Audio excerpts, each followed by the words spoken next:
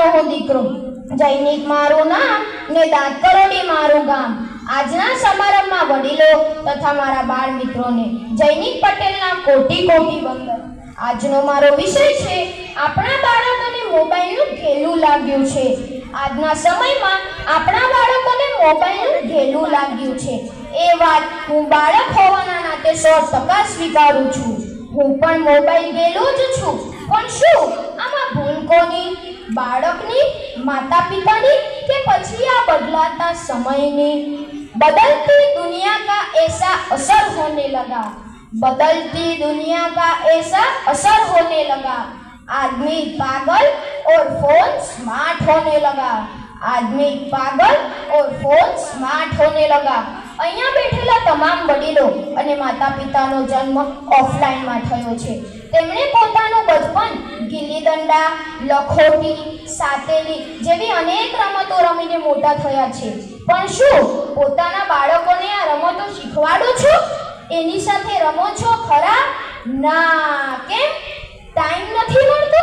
24 કલાકમાંથી 1 કલાક બાળકને ન આપી શકો?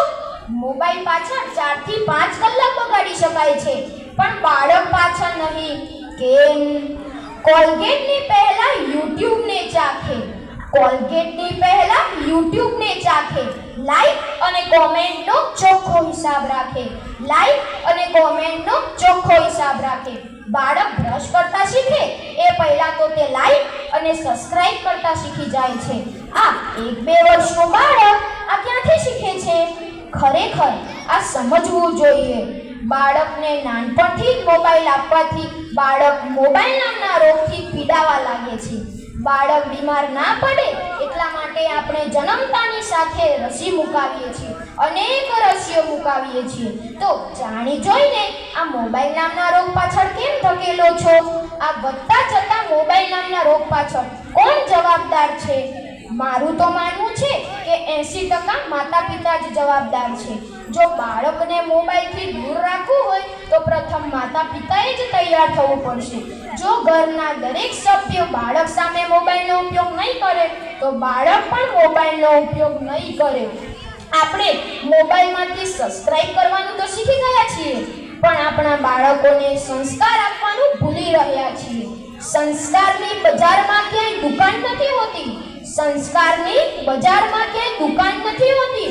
એ તો માતા પિતા અને પરિવારમાંથી જ મળે છે. એટલે જ કહેવાય છે કે કુમળા છોડને જેમ વાળો તેમ વળે. જેણે મોબાઈલની શોધ કરી એનો હું ખૂબ ધન્યવાદ કરું છું.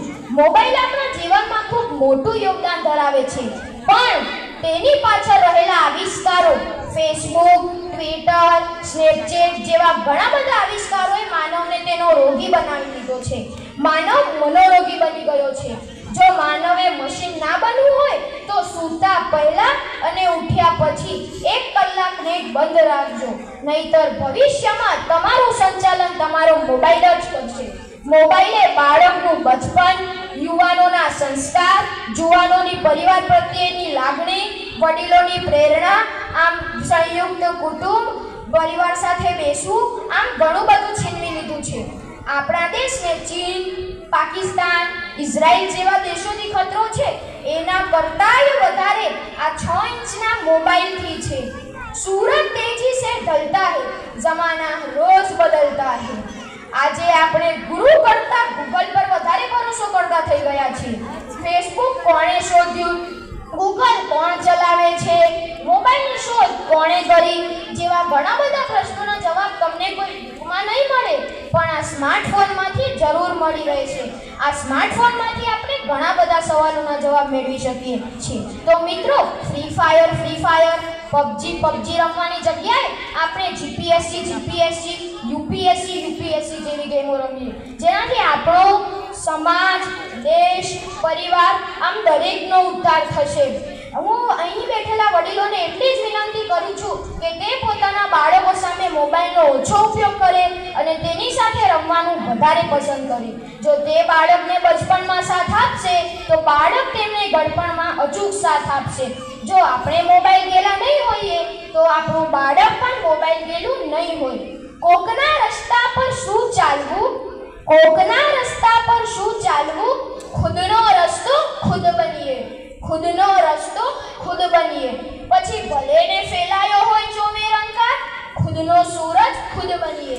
પછી ભલે ને ફેલાયો હોય ચોમેર અંકાર, ખુદનો સૂરજ ખુદ બનીએ. અસ્તુ.